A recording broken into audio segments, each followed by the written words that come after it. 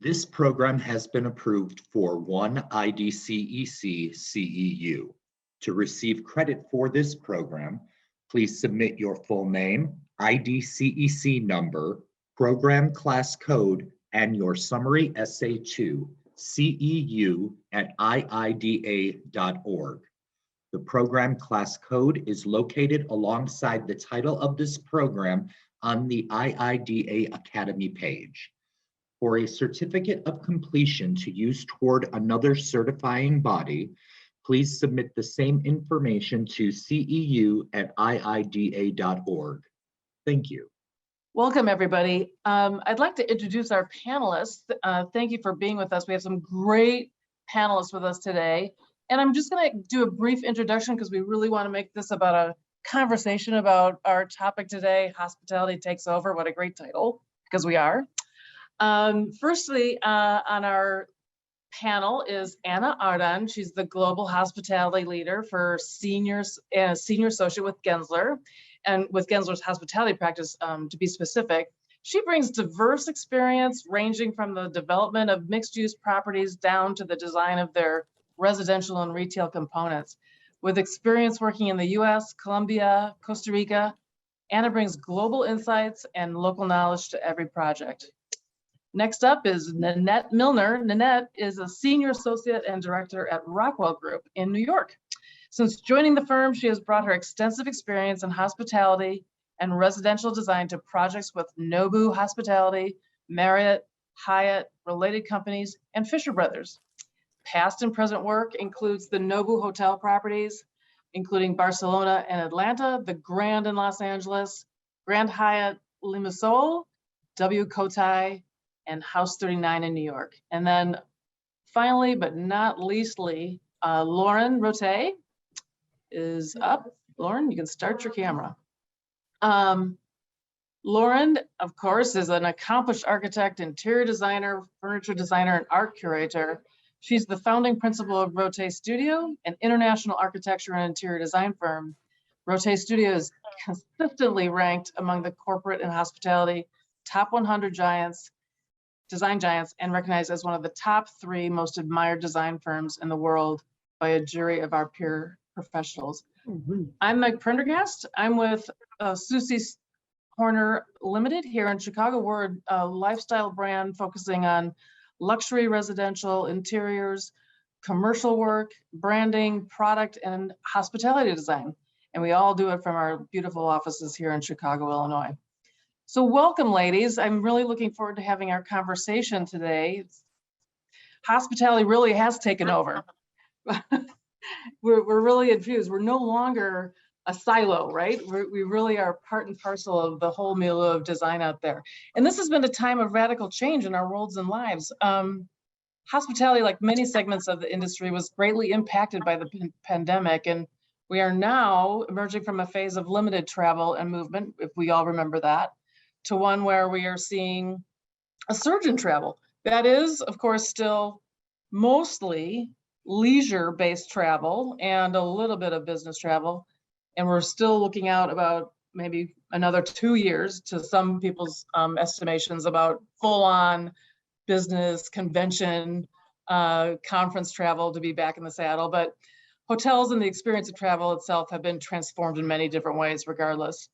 Additionally, the global embrace of the hospitality experience, as everyone on the screen has experienced, has infiltrated other markets.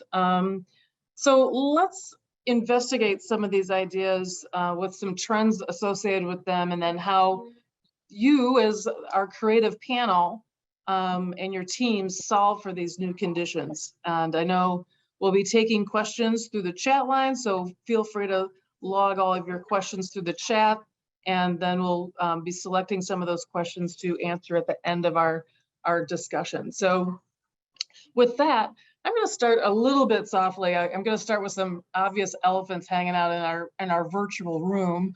So Nanette, I'm going to start with you. How have supply line shortages, pipeline short, all this stuff, and our great resignation, labor shortages, how has that affected your design decision making or your clients' decision-making relative to programming? You know, what is that affecting how you do design and space in the hospitality or other sectors? I mean, absolutely, yes. Without question. I had 3 projects in construction in 2020, 2 hotels, 1 multifamily residential, and some of those ground to a halt, some kept going, but the pretty much endless conversation has been about the supply chain, about ports, and when things are getting out of ports, can we find them in the ports? We have had for one of my projects, this hotel in Atlanta, we've had vendors just kind of disappear. We in fact had to completely re-specify our acoustic doors for our ballroom because the manufacturer literally vanished at like a month ago. So we have to be really nimble. And I would say that, you know, we've been able to solve a lot of these problems. And one thing that's been of, you know, utmost importance is our relationships with our vendors.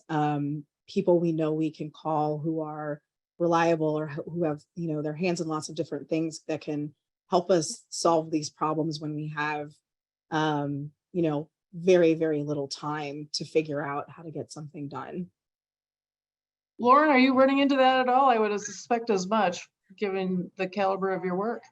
Yes, we all are. And, you know, then there's the shift from international makers to domestic makers, and what's the quality of the domestic makers and what's the cost. And, you know, we're kind of seeing, and, you know, I have my own furniture line, so I'm experiencing it hand on. I did a show in New York in May, and I ordered a lot of product with bronze. Well, who knew that you just absolutely could not get bronze? I had to switch last minute to a white metal theme. So yes, the supply chain has been interesting, and I think it is very much about relationships and people who are just going to be honest with you. I simply cannot get that. We cannot get it, and if I can, it's going to be way too expensive. I did do some creative thinking, and in, you know, Texas with the oil industry, I actually reached out to some of the shipyards that I knew would have metal just because of the supply that they have, and indeed they did. So I got 1 bronze piece, but I had to get Now we know who to call. exactly. I had to get it basically from an oil field. Oh, Anna, you're really working from a LATAM perspective. Are you seeing that as well from your area of the world? Yes, for sure. And I think it actually adds a little bit more of that complexity than if it was a project in the US. We rely very heavily on importing goods, even if it's just, you know, a project in Costa Rica. We not only import from the US and Asia, but also within Central America. And, you know, it's been a challenge. And like Nanette mentioned, some vendors just had to vanish through the pandemic, right? So I think it forced us to rethink a little bit in these big hotels, depending on the deadlines and the open dates that the client have, going a little bit back to the drawing board and say, okay, well, what can we get? Let's go find the vendors and then work backwards, put in the schedule, and then we can, you know, see what we can spec. So it's been a challenge. I think challenges are good. You know, some good things came out of it. We found out the how to be resilient and how to innovate. And again, to what Nanette was also saying, the relationships grew and they grew stronger with those providers, right?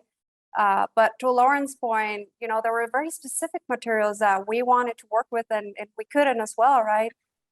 So it's been interesting. I think for me personally, the biggest lesson learned is really keeping that close relationship with the client. It's about making sure that we work together. Now it's not about what I want or what you want. It's about how do we get to the end line together, right? How can we all be creative? But the reality is that everyone needs to bring in their thinking hat and you know, have those tough conversations and find midpoints. So it's been interesting. I enjoy all this type of challenges. It does really spur creative thinking and speed thinking. You know, I think a lot of times we're on a sprint. You know, we've designed these beautiful things, then all of a sudden we can't have what we need.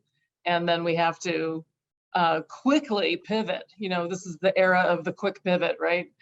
And so it sounds like you're all doing that. I guess my second elephant in the room is, so all those pandemic brainstormed fixes, we were all on those webinars about 2 years ago. And, you know, are they still applicable? You know, are we communicating health and safety to the guests, you know, very directly? You know, things like contactless check-in, more automation, hygiene perception, you know, I guess decentralized amenities to a certain extent, and how are we even like arranging? We all thought we were going to have these very segregated seating areas, be it a hotel or a commercial amenity center or anywhere.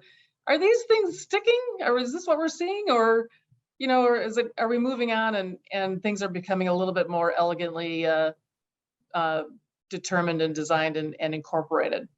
Anna, I'll start with you. Excellent.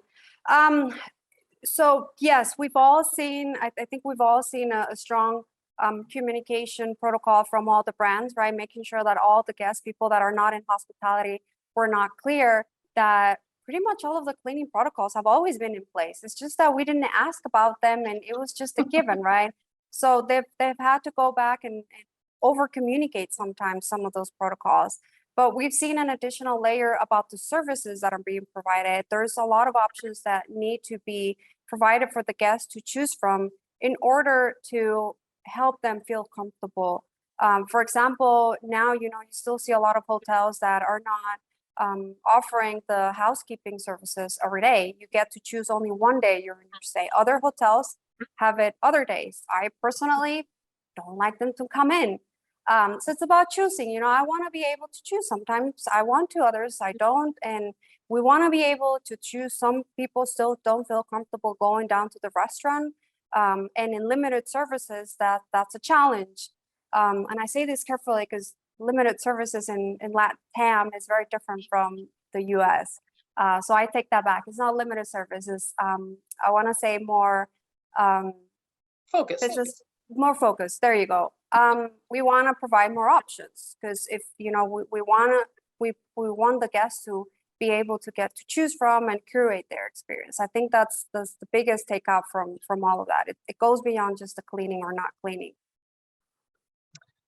And Lauren and Nanette, feel free to dive in. I mean, I think, you know, my question leading off of Anna's comment is, you know, has design itself been impacted? You know, and it can be anything from overall concepting, programming, design to, if I walk into a space one more time with the proverbial hand sanitizer on a stick, doesn't seem very thoughtful from a host of really good designers out there in the world. So, you know, how are we addressing that in any thoughtful way so that, you know, guests are a little bit more understanding about it? They actually have that optionality to partake in whatever way. Are we into wipe down surfaces everywhere or no? Well, you know, Lauren, I think I'll start with you. I think for me, once the airlines stopped requiring masks and once the airports stopped requiring masks, let's be realistic, we've gone back to normal. I mean, you can't be 6 feet away from a person on a Southwest airline if you fly one. And I think that I'm actually kind of disappointed that we didn't take some of the COVID actions a little more in action and implement them. Some hotels have gone to real contactless check-in. Others, and even the 5 stars, some of them, have simply put the little cash machine out on top of the beautiful reception desk. Sometimes it's taped down to the reception desk and you pull your credit card out and you stick it in a stupid dumb box. So that's a backwards move, in my opinion. I really did think that we would embrace a little bit more. You're a 5-star. We know you stay here. You know, we have your credit card on file. Your room is X. Nice to see you. No check-in at all. I'm sad that that wasn't a little bit more embraced by most of the hotels. A handful are doing it. I also am a little sad, and some of my office clients are doing it, carbon neutral and more wellness and more sustainability are really, really taking it seriously with the HVAC. Some hotels, it's just too expensive to revamp, but I do think there needs to be. I think it was a lesson learned, and I think we're going to unfortunately learn it again if we didn't learn it then. So I would say that I actually wish more things had changed, you know, because of the COVID. Right, probably right. And then, you know, I think it goes to that experience level that you're asking, you're saying, why didn't we embrace more of those kinds of really kind of good ideas? And how is it translating into what a guest or a user wants today? And one trend that is being forecasted, and of course we're seeing it already, is what we might refer to as adaptive hospitality or unprescribed hospitality, where, you know, that location can deliver a variety of experiences to any given guest and or end user. So that can apply to a hotel environment, or can apply to a multifamily residential environment or other. You know, has your, Nanette, I'll jump to you. Has your hospitality work affected from a multifamily residential or other? I think you're working on a really cool project that's not a hotel, but it really demands all of the same kind of focuses for experience creation. Yeah. And I was kind of thinking, really interested in the things that Anna and Lauren were just talking about as well. We can come back. Because yeah, I think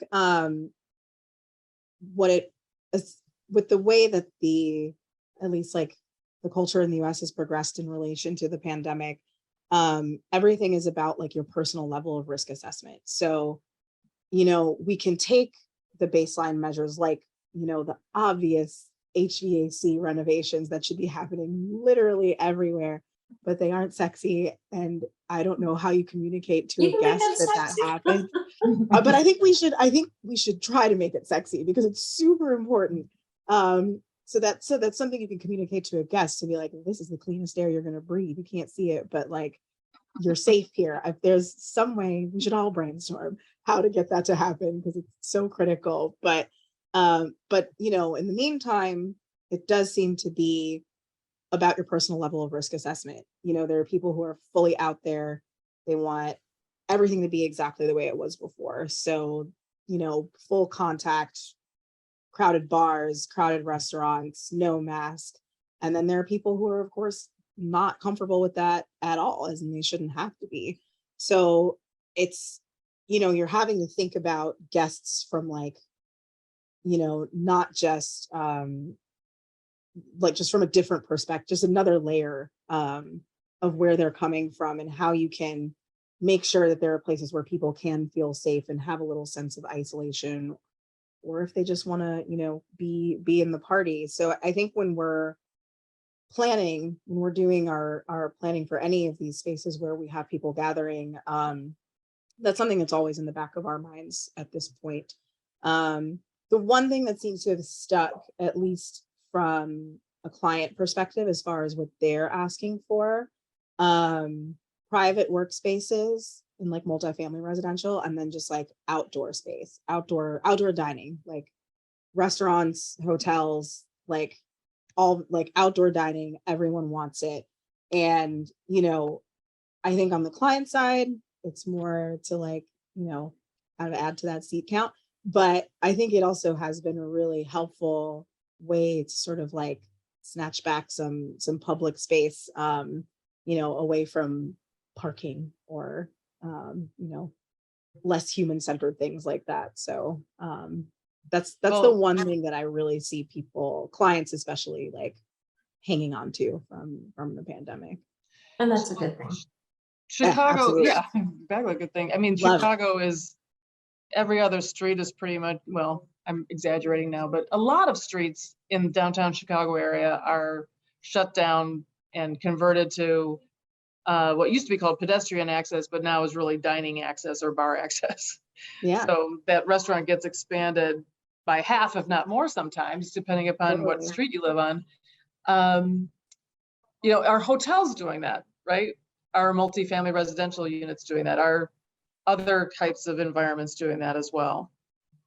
Oh, the hotel that I'm working on in Atlanta, like the moment that this all started, all of a sudden, like boom, outdoor dining, like we had to account for it, new canopy structure, everything right before construction. It was definitely super important. And the multifamily residential spaces that I've been working on also have extensive outdoor space, whether it be like, big communal terraces, or each unit having its own terrace. It's pretty much outdoor spaces governing a lot of our design for sure. And I know, Lauren, as you work with your developers and owners, I mean, outdoor space can be a huge return on investment for these owners, right? I mean, if it's done in the right way. No, it's really true. And being one who loves to be outdoors, I love this new trend. And, I saw it coming anyway. Like with the one, you mentioned that earlier. I think, everybody wants green around them. They want sort of this organic nature feel, wind blowing in your hair. So, my clients always ask me, especially in high rises, how do I get that feeling of the outdoor coming in when I'm in a 60-story building with, only a 4-inch gap in the window? So I started thinking a lot about the design of nature versus what man designs. And man designs with straight lines, right? Typically, and nature is all organic. So we've introduced a lot of organic things, such as a new shape called scutoid, into our product. But I will say, like, I'm working on a huge project in San Francisco right now that's a mixed use, office, residential, no hotel in this one, but office and residential. Office is not dead. I predicted that it would, really, really slow. We're actually busy in office, but it's to do exactly what we've been talking about. Convert these buildings, break into them, take out some of the skin, do an open area courtyard on the 45th floor, do another open area courtyard on the 15th floor, and really animate this building, 70s building or whatever, really revamp it to something that's viable and wanted in today's world. And that's to be able to get inside and outside. Anna, do you want to comment? I mean, that kind of really rolls right into our trend of nature as luxury, right? And kind of not only for luxury environments, but up and down the food chain. Do you have, you're in a very natural environment, most, in your area of the world. Is that affecting how your clients are talking to you? It is. And, I think from long time ago, we've always seen those destination weddings in LATAM, those beautiful pictures of, getting married at the beach, right on the sunset, right? The reality is that making those happen for a large wedding, it's a quite complicated task, just because, you can't fit everyone in the logistics of it, right? So we actually, before the pandemic and now throughout and after, we're seeing a lot of what we're calling event spaces, right? Big green areas, beautiful areas that have a view. So you're still seeing the beach and you're still able to see the sunset, but you're not getting your feet all sandy. But you are getting the view. You're getting a little bit of the best of both worlds, because you are getting the commodities of being able to get full service. What's interesting is that, these spaces in some cases have become an extension of the ballroom, right? The reality is, if I'm going to go have a wedding or an event at a resort in, beautiful beach destination, I don't want to be inside a ballroom. I want to look out, right? So it's, how do you start designing your event that you're some of it inside, some of it outside? But then also on the outside of the spaces, well, what happens during the day when you don't have these weddings? Well, the hotel operations are looking at having different kinds of events. They can have a food fair. They can have, bring the local culture, bring someone, the local artists to come here and sell things. It's still all about experience creation, right? I mean, exactly. And then, of course, as designers, we need to give that support. So if we have a big wedding on the beach, where do you store all the chairs, right? Where do the service providers, have their bar set up? So all those things have to be thought as well. Like that, that blended user experience that kind of goes back to that adaptive hospitality element, really blends itself into this notion of multi-generational, kid-friendly, pet accommodating, what have you kind of travel. How are you all seeing that affect your projects? And I'm going to start with you, just because you're working on a lot. We talked a little bit about your work with all-inclusive resorts and how that's changing a bit and what you're being asked to accommodate. Yeah, we're seeing all throughout the firm. It's been interesting in the past year or so. We've been getting a lot of requests for designing resorts. And we're seeing the brands also going into the all-inclusive resorts. We're seeing a lot of those pop up in the Caribbean, but then also in Mexico and a little bit in Costa Rica is slowly coming in. Just because the LATAM market, when you say all-inclusive, we think of the previous model, right? So it's interesting, but the reality is that the market in the tourism in LATAM is mostly Europe and US based. So it's been very interesting to see that transition and that change. So we're seeing a lot of that. We've seen a lot of growth in that market.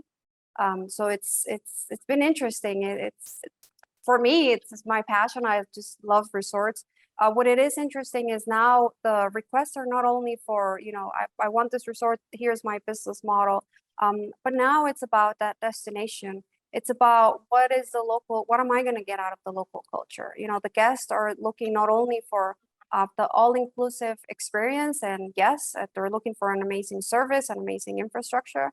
But most of them nowadays, especially after the pandemic, are looking, and I keep on repeating, and I don't want to sound like a broken record, but it's about the experience. It's about, I want to, go to a hotel where I come back with an understanding of the culture where I was at, that I hopefully met an artisan and I sat with him and he taught me how to do weaving baskets. I don't know, something, right? And I come back with this basket that I built myself, and I come back with the name of a person, with the connection about on a one-on-one to that person. It goes beyond just buying that beautiful local element in the store. I want to learn more. I want to be exposed to that. So we're seeing some of that about thinking how to implement all of those things within the resorts so that it doesn't become as an isolated experience, but try to make this as seamless as possible. Nanette, you said something great yesterday when we were chatting, and that was as an end user, I want to feel fantastic wherever I am, right? Yeah, Can you expand a little bit on that? for sure. Yeah, I mean, I think, of course, Rockwell Group, we do hospitality work, lots of hotels, lots of restaurants. But what's also great is that we get pulled into some other typologies that you wouldn't necessarily expect us to be in, because we do bring that hospitality lens. So I'm currently working on a series of train stations. So I think it's great we have this client who understands that it's the journey is part of your experience, and so if you provide a really excellent transit experience, that maybe instead of taking a flight, you'll take a train instead. If you make that a really, seamless, easy, and also like pleasant way to travel, which I think most of our ways of traveling at the moment are not necessarily the best, whether you've taken an Amtrak or been at an airport lately. So it's a really great project for us. It's just exciting for us to sort of think in that way on a really different scale, and also thinking about it from the perspective of like, we're having essentially like 1,000 people come in and then leave. Like, how do we make how do we capture those 20 minutes and make them something exciting, or how do we make the space so exciting that they get there earlier just to hang out? So giving them something aspirational to aim for, right? I'm going to the train station, which I have said never, so never. I'm sure you'll change it for me. Yeah. Lauren, are you working anything like that is a little bit different and is really sort of testing you and your team's notions of design and how to program aspirationally for guests and users? Yeah, we are in different things. I want to just go back just a second to the barefoot luxury, the luxury of the great outdoors. We're working in Anguilla for a Belmont hotel that we redid a couple of years ago, and now we're doing the spa. And I have to say that's very, very expensive hotel and very luxury, but it is barefoot luxury, and that's you swim to breakfast, and then we have a little foot washing station and beautiful stone that and so that's my kind of place. That's absolutely my kind of luxury, and I think that means that luxury you talked about outdoors being a luxury, and I think it is because it's so coveted, and we need to take care of it, and that becomes a luxury that you can have that. The interesting things, I mentioned that project in San Francisco, so we're actually doing a redwood forest in the project, and Awesome. replanting redwood. So it's about 3 acres, and my role in this is all of the interiors and the furnishings outside and inside. So it's been really fun thinking about how you provide furniture that's durable, can stay outside, can have an experience, but not cause people to that shouldn't be there to be there. And then how do you engage the people that maybe shouldn't be there, but you want to be kind to everyone. So it's a really kind of a social experience. And I think it's very much about, this 3 acres in San Francisco becoming somewhat exclusive, but also being completely inclusive of San Francisco and everyone that's there. So it's a really beautiful balance. And I think there's a lot of creative thinking going on right now in our high-rise residences, our offices, our hotels. And, this side of the pandemic for that, I think is brilliant. And I think it did really start to unlatch some pretty dynamic thinking. Well, these multifamily residential communities, really, right, are really serving a great feature for people. If they're moving into one of these communities, they can really choose that community based on not only the look and feel of the space, but what kind of amenities they're being provided, right? So that they may be still not working in the office 100% of the time. What is that community offering them through design? A way to support, like, I'm going to work from home today, but I'm not going to work in my unit, right? We talked about that a little bit. And these amenity spaces are incredible at the end of the day.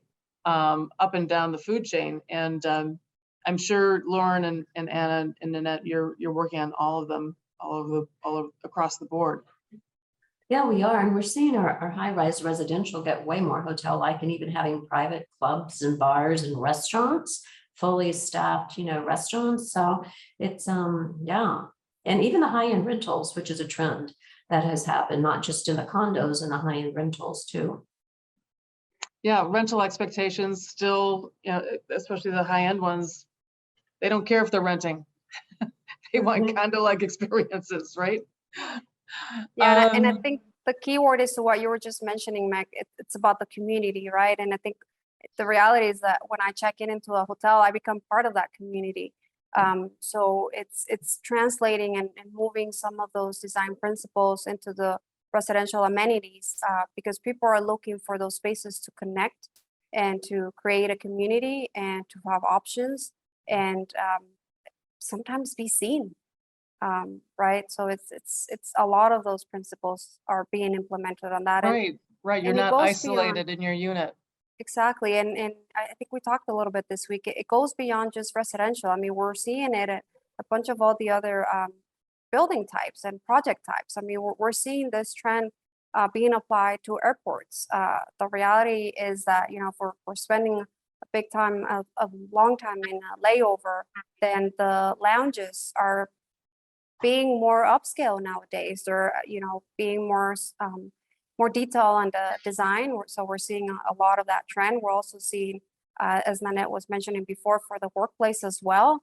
Now people have a choice, and you need to convince them to go back into the workplace. So we're seeing pop up of those flexible spaces in those spaces to create community and connect with others. So it's how do you create that appeal in those spaces for everyone to be there. You want to be visited. You want people to stay in your space. Well, great tee up to Nanette, Anna. I mean, Nanette, you were talking about yesterday that you were working for a client that has 3 towers being developed, but they're all kind of addressing different sectors of the marketplace with different amenities. You want to speak about that a bit? Yeah, for sure. Yeah, it's a super cool project. So yeah, it's 3 residential towers. And one tower is kind of focused on younger people, recent graduates, so, the apartments are, more on the sparse side, more on the smaller side, but they have really luxurious amenity spaces. And a lot of it has to do with co-working. A lot of it has to do with sort of like different, more, I guess, I don't know, almost like influencer type spaces. So, providing a photo studio, providing podcasting studios, providing maker spaces, people who are more almost like in the like gig economy, rather than a traditional workplace. So that tower in particular has probably the largest co-working spaces with the most diverse types of working spaces. We have another tower that is more focused around families. I think that's rentals or condos, I can't remember, but sort of the more like middle range. So that has a lot of those amenity spaces are focused on kind of like family get-togethers. So being able to like have a lounge with like a TV, fireplace, somewhere comfortable, have a barbecue, like a really large terrace so that you can like go out and grill, have a party.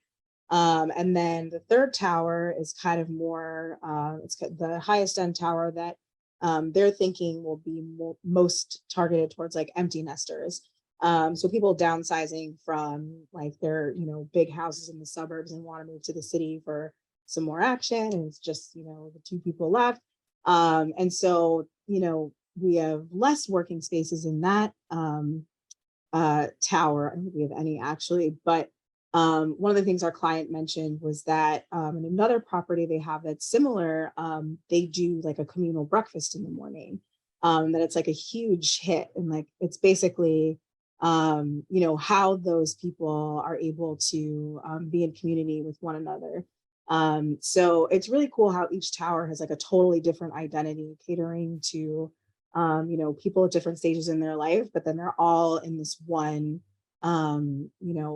development together. There's also like, a lot of podium program that we're not even involved with, but I think it's going to be a really cool project, taking into account all these multi-generational ideas. Yeah. And yeah. It's been really neat. Well, and again, going back to that, you're really building a little town, right? You're building a city. That's what right? it feels like. So it's, and I know that sort of ramps ups and downs between projects, but you cued something, and Lauren, you did too, relative to food and beverage. I mean, there is a trend in thinking that, we'll no longer have the proverbial hotel continental buffet, as I say. Is that true? Or are we going back to having that yucky sneeze guard moment and having to deal with that? And, that's just thinking from a United States perspective. People travel internationally. I've been to some beautiful all-day buffet, all-day dining experiences, but what do we see for a hospitality environment, food and beverage program moving forward? Yeah, I've seen a lot more sophisticated grab and go. So, even in the more modest hotels, the grab and go used to be pretty tacky. And now it's starting to be a much, much better product because that's an alternative to serving a lot of people fast. It's the age-old problem. A hotel needs a ton of seats for breakfast, right? But you don't want to size your restaurant for the breakfast count because you'll never get that count at lunch and dinner unless you have a, super chef there. And that's not right for all hotels. So the grab and go, getting much more sophisticated. And we've sometimes been doing it at the bars. So, it's a super cool cappuccino, grab and go, things that they can hand you quickly, get you out of there fast. But, maybe it's toasted. Maybe it smells really yummy. Maybe it's a really super cool croissant versus just something kind of cheesy. So we're seeing a lot of the hotels do that versus put out a breakfast buffet that gets people through it fast. I think the whole buffet thing is to get people through it fast so that you don't have to sit them at the table and turn it. So yeah, that's kind of what we're seeing. And then the whole outdoor thing has helped with that too, that you can grab it and go sit outside somewhere and have, a place to eat, even if there's not enough seats in the regular dining area. But, they're still there. The cruise ships went away from them for a while, and now they're sort of back with them. There are more sophisticated sneeze guards. I never loved a salad bar. I always looked at a wilted piece of lettuce. No. No wilted arugula, please. Moving forward. Sounds awesome. So we have a little bit of time, so I will ask my final question for you, and then we can talk about anything you'd like. you know, I am a believer of, you know, there's front of house and there's back of house and there's sort of this middle of house, right? Where guests and end users interface with team members, staffing, call it what you will. That's getting more blurred with every day. You know, are you starting to incorporate a little bit more back of house into the middle of house and the middle of house into the front of house? Is that starting to happen with some of your programming? Just given, you know, space is money. So let's give it over to the guests, and then how do we support those team members? Anna? Yeah, I think for us, we will love, and I mean, we've been wondering for the past year or so. I think the pandemic helped to give visibility to the importance of all the back of house staff. You know, without them, we wouldn't have anything, and they do an amazing job, and they actually are able to create an amazing community. So we've been wondering if we're going to slowly start transitioning to the concept of a show kitchen. Would that eventually become a show back of house? Are some of the areas going to start having more visibility so that guests can see a little bit more of the process of how the food comes to the table? So that is one of the questions that we have been working on. We're working on a survey to get a little bit more of those answers to those questions. We know there are some security issues in some certain locations where security is a big part. It's an element of the conversation that some things cannot be displayed, but that is a conversation. From an interior design perspective, I think we've all seen it. The brands have very strict guidelines about that, and we will always, as designers, try to make it as cozy as possible. You know, we have these people's sometimes they're dining areas, or sometimes depending on the location, they're down in the basement. So how do you make sure that if that's where it lands, then let's make it amazing. Let's give them as much as they can, a space and an area to decompress and be able, again, to create community and feel comfortable, because they're away, they're long shifts, and you know, it's challenging. So yeah, we're seeing a lot of that extra care and attention to back of houses, which have always been given, but now it's just, how do we make it a little bit more fun? And how do we retain those people that we worked hard to find? Correct. In today's day and age? Correct. I know there's at least one hotel company calling it heart of house, which Yes. I quite like. And, you know, then there was this whole, and I honestly cannot remember who I was having this discussion with, but it was a relatively robust discussion about how would you feel if your server sat down with you at the dining table? How would you feel if the person that, you know, checked your bags sat down and was sitting next to you at lunch? So it is an interesting thing. Hotels have been so segregated in that regard. There's been the staff and the guests, the staff and the guests. I guess it's a little bit like the movie industry too, though. There's all the back of house and then there's the showtime. And it's kind of been run like that. So I think it brings up a lot of philosophical and interesting questions. And the same is happening in, you know, private residences. You know, it's the serving is becoming much more relaxed and all that kind of thing. We'll see. I really don't know where it's going, but I love the heart of house, and I think it's a wonderful thing. And now it's a whole nother project that you do. Really, you do the hotel, and now you do really nice office space and workspace for the people that are, you know, servicing the hotel. Right, and hopefully they're not in the dungeon. Exactly.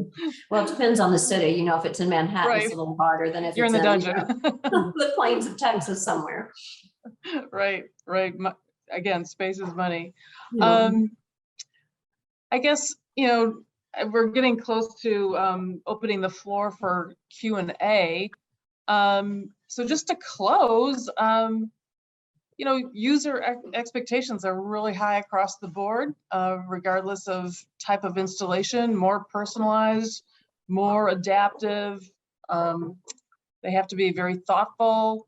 You know, what do you three have predictions for what change might come, or what you're seeing, or what you're doing that we might feel is super interesting? Lauren, I'll start with you.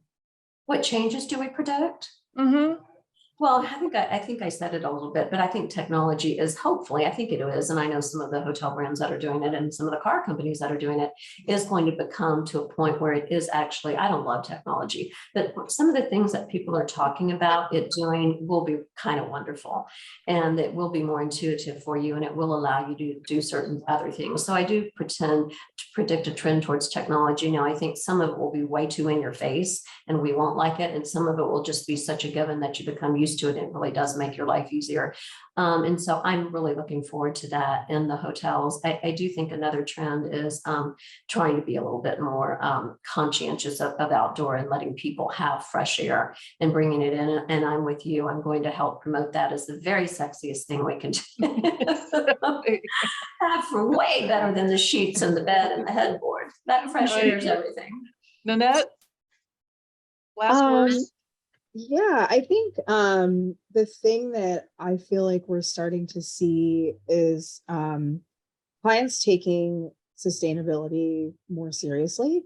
Yeah, finally. It is a challenge in hospitality. You know, you need that water pressure, you know, we're getting things in such insane quantities. We're shipping things across oceans and using a lot of material. But I think that it's getting to the point where we're all recognizing that the current model is not very sustainable of how we get these things done.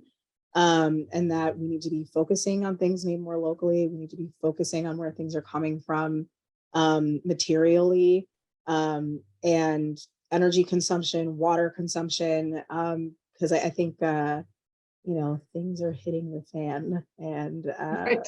it's just going to get to a point. Hour. We Reuse, just, yeah, repurpose and recycle, right? yeah. You know, it's gonna become a cost issue. It's gonna become a cost issue to continue to make things the way that we have been. Anna, any final thoughts on user expectations and how that's affecting your design work? Yes, I agree with what Lauren and Nanette had just mentioned, and I would just add to both of those, saying about flexibility.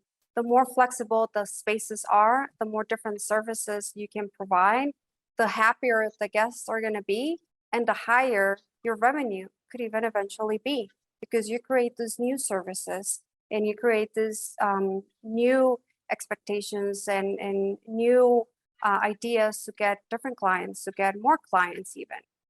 So it's all about flexibility and being creative.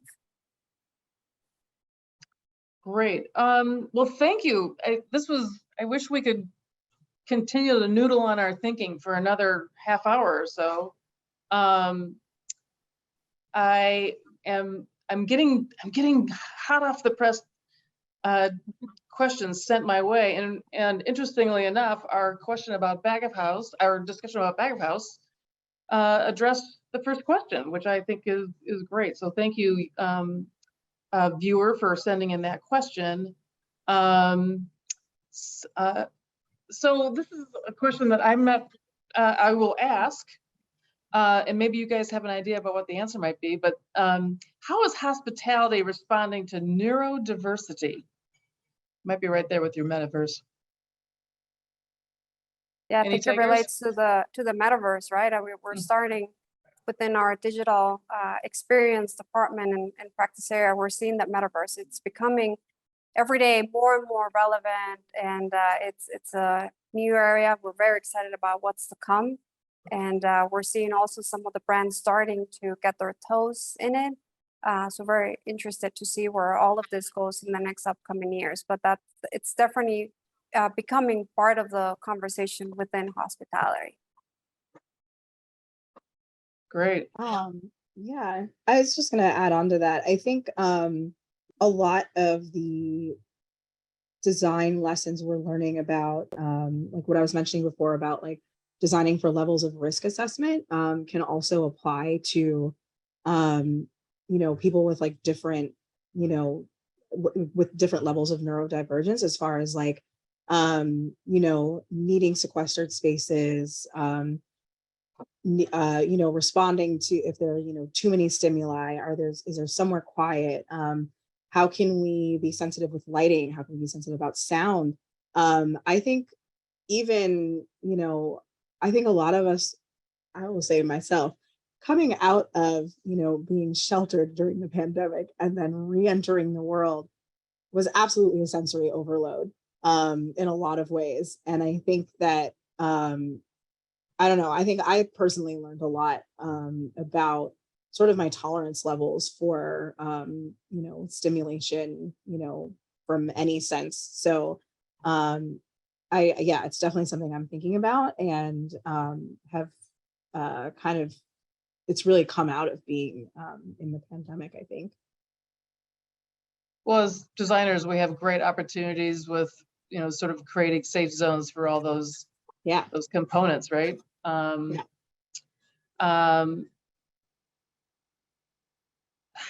I guess we didn't touch base on this too much, but I'll throw it out there. How is hospitality shaping other commercial markets like residential, healthcare? I mean, it used to be that it still is, but residential affected hospitality, and then hospitality affected something else. But how is residential and healthcare now being affected by hospitality? Lauren, you kind of touched base a little bit at the beginning on this about hospitality experiences in these other marketplaces. Well, where I see it, then definitely in residential, but that's been happening for a while. But the new big one is just simply office. I mean, our office spaces are becoming as much fun to design as, a super cool hotel. And we've even been talking with our office clients about branding and scenting and their own scent. And, what's the floral going to be and how's it going to style? And, an office person might not have been interested at all in that, 3 or 4 years ago, or even 2 years ago. But now they want, and someone else said it, to be the place that people want to come. And in order to do that, you're going to have a super cool office. You can't just have a cubicle and a stale fluorescent light over someone's head.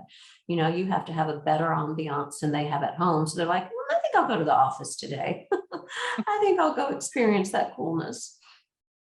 Yeah, I mean, that kind of relates to our new block of formerly known as millennials are the Gen Zers. Like, how do we get the Gen Zers to go to the office, check into a hotel, go to that train station? What are some of the things that we need to be aware of to capture their imagination?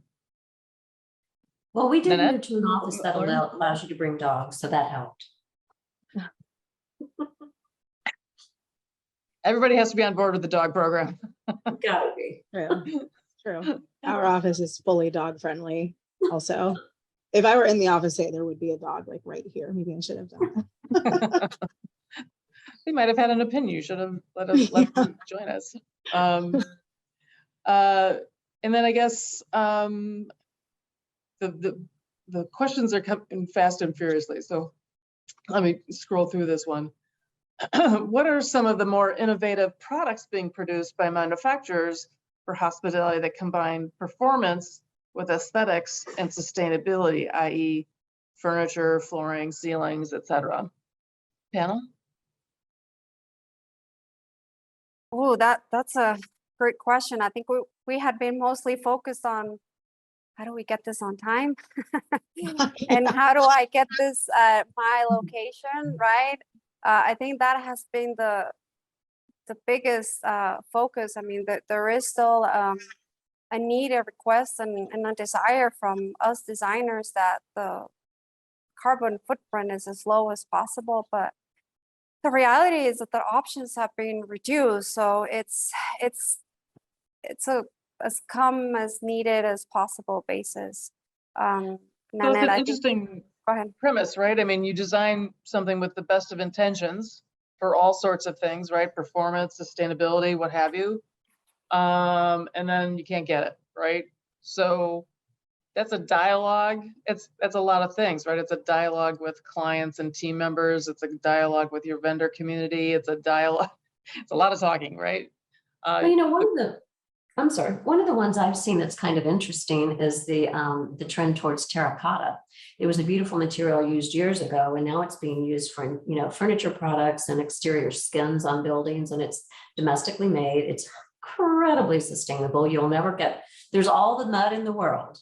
All you have to do is make it with the right, glaze, and you have a beautiful product. So, and then I'm forgetting the name. There's a wood product for wood flooring that's very highly sustainable. It's out of California. I'm forgetting the name of it.